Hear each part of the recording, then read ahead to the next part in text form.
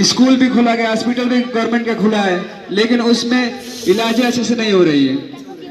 देख लीजिए ग्रामीण क्षेत्र में जो भी इसे स्कूल से ये प्राइमरी स्कूल है, तो उसमें जो गरीब बच्चे के जाते हैं, तो मान लीजिए उसमें पढ़ाने वाले टीचर भी आते हैं, तो वो उस टाइप के बच्चों को नॉलेज दे नहीं पाते, क्योंकि खुद ही वो अपने पढ़ते हैं, क्योंकि वो खुद 35 से 40 साल अपने पढ़ाई किए। जो अगर लड़का मान लीजिए हमारे आप ही के बीच में से निकल रहा है ना, जो अगर लड़का 35 से 40 साल खुद पढ़ेगा तो बच्चों को वो नहीं पढ़ाएगा। ये गवर्नमेंट का फंडामेंटल बन गया है कि आप इंटर पास कीजिए, ग्रेजुएशन कीजिए, सीटेट कीजिए, यूपीटेट कीजिए, अब 35 साल पढ़िए खुद, उसके बाद आके यहाँ कहिए कि 1 से 5 तक पढ़ाइए। क्या जो 35 से 40 वर्ष पढ़ेगा वो बच्चों को वो पढ़ाएगा? नहीं पढ़ाएगा। यही हो रहा है। अब मान लीजिए जो बड़े बड़े धनी लोग हैं या नेताजी तक ले, जिनके पास वो अपने बच्चों को प्राइमरी स्कूल में नहीं पढ़ाते हैं, क्यों प्राइवेट में पढ़ाते हैं। अब प्राइवेट में जो टीचर हैं वो इंटर पास करके ही पढ़ाने शुरू कर दे रहे हैं। हमारे जो क्षेत्र में, ग्रामीण क्षेत्र में लोग बच्चे जो टीचर भी हैं वो एक टीचर 100 बच्चों का सवाल उठाएंगे कि हमारा हक क्यों नहीं मिल रहा, हमारे क्षेत्र में विकास क्यों नहीं हो रहा, इंडस्ट्री यहाँ क्यों नहीं लग रही। क्या आपको शहर के लोग भी वोट देते हैं? नहीं, हम लोग भी वोट देते हैं उनको। यही सर्वे हुआ तो पता चला कि ग्रामीण क्षेत्र में सबसे अधिक वोट यहीं से उन लोगों को मिलता है, कोई भी नेताजी हो। लेकिन देखिए विकास की बात कीजिए तो शहर में होगा, कोई भी काम शहर में होगा।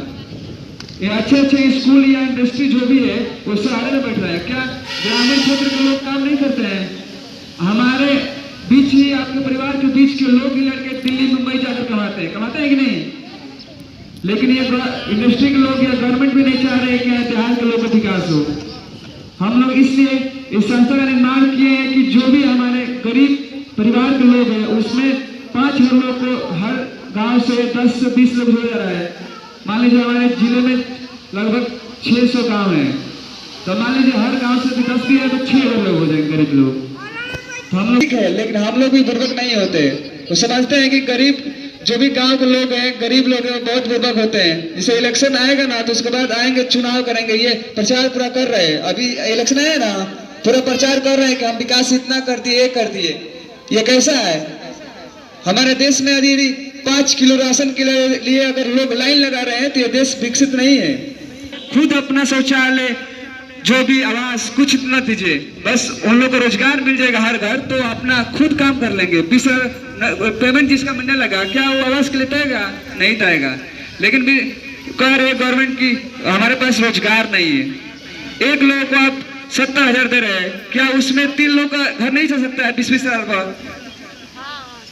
इसलिए हम लोग चाहते हैं कि जो भी हमारे ग्रामीण क्षेत्र में है उनको जोड़कर और उनको अमीर बनाने के लिए 3 साल के अंदर हम लोग 5,000 परिवार को रोजगार देने का नियम बनाए और करेंगे। और जो भी हमारे शिक्षा में होगा, स्वास्थ्य में होगा और रोजगार, तीनों चीज पर काम किया जाएगा। और हम लोग चाहते हैं कि आप लोग जो गरीब परिवार है वही लोग जुड़े। हम लोग तो मान लीजिए धनी लोग को धनी ही कर सकते हैं ना, जो गरीब है उसी को अमीर कर किया जा सकता है। इसलिए हम लोग बनाए एक संगठन बनाकर, मान लीजिए कोई एक आदमी कोई काम कर दे जाए कि मान लीजिए 1 करोड़ का स्कूल बनाना है, क्या कोई बना सकता है? नहीं बना सकता है। संगठन में ये होता है कि आप लोग एक साथ मिलकर कुछ भी काम करेंगे, गवर्नमेंट को भी दिखाई देगी, कुछ भी होगा तो हर चीज दिखाई देगी। हम लोग चाहते हैं, हमारे देश के प्रधानमंत्री जो है वो भी खुद बोल रहे हैं कि आप लोग आत्मनिर्भर बनिए। आत्मनिर्भर का मतलब क्या हुआ कि मेरे पर विश्वास मत कीजिए आप लोग कि हम ही आपको देंगे सब कुछ। नहीं, आप लोग अपने पैर पर खड़ा होइए, अपने काम अपने स्वयं कीजिए। तो हम लोग उनको क्यों विश्वास करें? इसलिए हम लोग मन बनाए कि जो भी ग्रामीण क्षेत्र में है गरीब लोग को जोड़कर और 3 साल के अंदर उनको रोजगार देकर, ये गवर्नमेंट जो भी इंडस्ट्री है बोल रहे हैं कि इंडस्ट्री नहीं हो सकती तो इंडस्ट्री भी बिठाएंगे यहाँ पर। आज जो भी हमारे किसान भाई हैं, यहाँ की फसलें होती है, बाहर जाता है, दिल्ली मुंबई बनता है, यहीं पर मान लीजिए अगर इंडस्ट्री खुल जाती तो वही चीज यहाँ पर बनने लगे, तो मान लीजिए किसान भाई के अगर खेत में घाटा भी लग रहा है तो उस कंपनी में काम कर अपना मेंटेन कर लेंगे कि चलिए भाई थोड़ा हमारा घाटा लगा, लेकिन हम इसमें काम करके कमा लेंगे। अरे हमारा ये चीज लेकर जा रहे हैं आप बाहर। जैसे मान लीजिए अभी सीजन आलू का है ना, आएंगे बड़े बड़े कंपनी बाहर से आएंगे, यहाँ से खरीद कर लेकर चले जाएंगे सस्ते में, और वही आलू का चिप्स बनता है ना, पैकेट में भर कर 1 रुपया सामान ले जाएंगे या 5 रुपया लाकर हम लोग को देगी, हम लोग खुद किनेंगे। वो नहीं ना होना चाहिए। मान लीजिए इधर का सामान है तो इधर भी कंपनी छोटे मोटे बैठा दीजिए, ताकि यहाँ के लोग भी काम यही करे। हमारे जो मिडिल फैमिली गरीब परिवार के लोग यही आर्मी की सेना जाते हैं, भर्ती में बॉर्डर पर जाते हैं, गोली खाते हैं। कोई बड़े लोग घर के नहीं जाते हैं। बड़े लोग घर के बोलेंगे कि हमारा लड़का नहीं जाएगा, फौजी नहीं बनेगा, वो बिजनेसमैन बनेगा। ये हम लोग को पूरा यूज किया जा रहा है और हम लोग चाहेंगे कि आप लोग भी जागरूक होइए, सब लोग जागरूक होइए। यदि अगर स्कूल में अगर आपका बच्चा जा रहा है तो आपका ये भी अधिकार है कि आप स्कूल में जाइए, जो टीचर पढ़ा रहे उससे मिलिए, बच्चों को भी देखिए पढ़ाई कैसे हो रहा है। आपका अधिकार है, आपको जाना चाहिए। और हम लोग जागरूक नहीं है, हम लोग बच्चों को छोड़ नहीं जाइए, स्कूल पढ़िए, आइए जाइए, बस हो गया। पता नहीं चले क्या पढ़ रहा है स्कूल में, ये हम लोग की भी कमी है। इसलिए हम लोग आप लोग को जागरूक कर रहे हैं कि आप लोग भी जगिए, जो भी अधिकार अपना है उसको मांगिए। मैं इसी के साथ अपने वाणी को विराम देता हूं और हमारे संस्था के सीनियर टीम मैनेजर को आमंत्रित करता हूं, इस संस्था के बारे में 2 शब्द बताएंगे। और उनको एक साथ जोड़ना। हम लोग भी बड़े बड़े शहरों में गवर्नमेंट की तैयारी करने वाले सभी युवा हैं। हमारे सर ने जब हम लोग छुट्टी पर आए तो हमारे सर ने कहा हम लोग से कि हम लोग एक साथ एक संस्था खोल रहे हैं, आपको जो विचार अच्छा लगे तो जुड़िएगा। हम लोगों ने विचार सुनकर हमें बहुत अच्छा लगा। हम अगर उस पद पे भी बैठते तो हम लोग सिर्फ गलत और सही का फैसला कर सकते हैं, लेकिन इस संस्था में जुड़कर हम लोग 5000 लोगों को रोजगार दे सकते हैं, उनके साथ खड़े हो सकते हैं, उनके दुख और सुख के भाई बन सकते हैं। इस ग्रामीण जनशक्ति सेवा संस्था का मेन मोटो यह है कि हम लोग 5000 लोगों को जोड़कर 3 साल के भीतर रोजगार देंगे। 3 साल भीतर रोजगार देने का यह मेन उद्देश्य यह है कि आप लोग जो भी कार्य करते हैं खेतों में, तो आप लोग का 100-150 का रोजगार दिया जाता है। वहीं यदि पुरुष कार्य करता है तो उसे 400-500 का। यह भेदभाव क्यों हो रहा है? आप लोग भी सामान्य कार्य कर रहे हैं, वो भी सामान्य कार्य कर रहे हैं, लेकिन हम लोग को जो भी हमारी जो शिक्षा के पहले तो हम लोग शिक्षा पे कार्य करेंगे। स्कूल खुलेगा, उसमें जो भी हमारे प्रिंसिपल और चपरासी जो भी टीचर लोग बनेंगे, उसमें समान उन लोग को सैलरी समान साथ विकास किया जाएगा। ये तो हम लोग का मेन मकसद है खोलने का। हम लोग ग्रामीण क्षेत्र में हर गांव जाकर यह चौपाल लगा रहे हैं, हर गांव वालों को यह बता रहे हैं। हमारे बलिया जिला में पूरे 17 ब्लॉक है, 17 ब्लॉक पे यह कार्य चल रहा है और 17 ब्लॉक पे हम लोग गरीब लोगों को जोड़ने का कार्य कर रहे हैं। और हम लोग इस क्षेत्र में लगभग 1000-2000 लोगों को भी जोड़ चुके हैं, क्योंकि 1000 लोगों के बीच हम लोग 31 दिसंबर 2023 को बलिया गंगा बहुउद्देशीय सभागार में मीटिंग भी कर चुके हैं। यदि 1000 लोगों के बीच भी कहा गया तो 4-4 लोगों को जोड़िएगा। अगर वो 4-4 लोग जोड़ दें तो 4000 हुए और 1000 हुए, हम लोग पूरे 5000 हो जाएंगे। लेकिन हम लोग सोच रहे हैं कि यहाँ गरीब तक आवाज पहुँचे, और ये पूरे अभी बलिया जिला में ही कार्य चल रहा है। तो हम लोग जो भी स्कूल खुलते हैं, यदि हमारे जैसे युवा उसमें पढ़ाते हैं तो बच्चों को उच्च शिक्षा प्राप्त होगी। लेकिन जो प्राइमरी स्कूल में हमारे जो भी टीचर 40 वर्ष तक पढ़ाई करने के बाद वो आते हैं पढ़ाने के लिए, तो का से कबूतर वो नहीं पढ़ा सकते हैं। हमारे बिहार में ही चले जाइए, 20,000 के सैलरी पर प्राइमरी टीचर रखा जाता है, जो 1 से 5 तक के बच्चों को पढ़ाया जाता है। यहाँ पे 60-70 हज़ार दिया जाता है, उनके एक सैलरी से 3 लोग को रोजगार मिल सकता है। यह सरकार को देखना चाहिए। हमारे ग्रामीण क्षेत्र में हमारी सभी महिलाएं होती हैं, जो कि कोई भी उद्योग होता है तो कार्य नहीं हो पाता है अच्छी तरह से। लेकिन हम लोग चाहते हैं कि जो भी फैक्ट्री खुले वो ग्रामीण क्षेत्र में ही खुले। ये हम सब जागरूक होंगे तभी तो होगा। एक साथ मिलकर यदि हम लोग कहेंगे कि आप 6000 रुपया हमसे लीजिए और 1 करोड़ लागत की स्कूल बना कर दीजिए, आप नहीं बना पाएंगे। लेकिन वही एक साथ एक संगठन में मिलकर बनाया जाए तो वो बन सकता है। यह ग्रामीण लोग का मेन मोटो यह है कि हम लोग 5000 ही लोगों को जोड़कर ये फरवरी और मार्च महीने में ही इसको बंद कर देंगे। इसीलिए हम चाहते हैं कि आपके जो भी संपर्क में होंगे उनको जोड़िएगा और उनको तक या गरीब तक की आवाज़ पहुंचाइएगा। इसी के साथ मैं अपने वाणी को विराम देता हूँ। मेरे माननीय अध्यक्ष और संस्था के बारे में विस्तार रूप से समझाएंगे। ग्रामीण जनशक्ति सेवा संस्थान के सदस्य और हमारी टीम लीडर, आप सभी को मेरा प्रणाम। अभी हमारे सहयोगियों ने आप लोगों को कुछ बताया कि ग्रामीण जनशक्ति सेवा संस्थान का मुख्य उद्देश्य क्या है, ग्रामीण जनशक्ति सेवा संस्थान आपको जोड़ करके क्या करना। अपने जो भी होश हवास आया है, इसमें हम लोगों ने समझा है कि हम लोग बहुत पीछे हो जाएंगे और हमारे जो भी पिता हैं या हमारे जो भी दादाजी का जीवन जो निकल गया काफ़ी कठिन रहा और उनके हक को छीना गया, उनके काम को जो इनाम मिलना चाहिए, जो उनके काम के प्रति जो उनको होना चाहिए वो हुआ नहीं। गरीब घर की बेटियां आज भी ऐसे सोचती हैं कि कितना भी पढ़ लें, या गरीब बेटियां की बात छोड़िए, कितने गार्जियन भी हमारे बोलते हैं कि कितना भी पढ़ा दो, कमवा हुए करियन जौन हम करते हैं।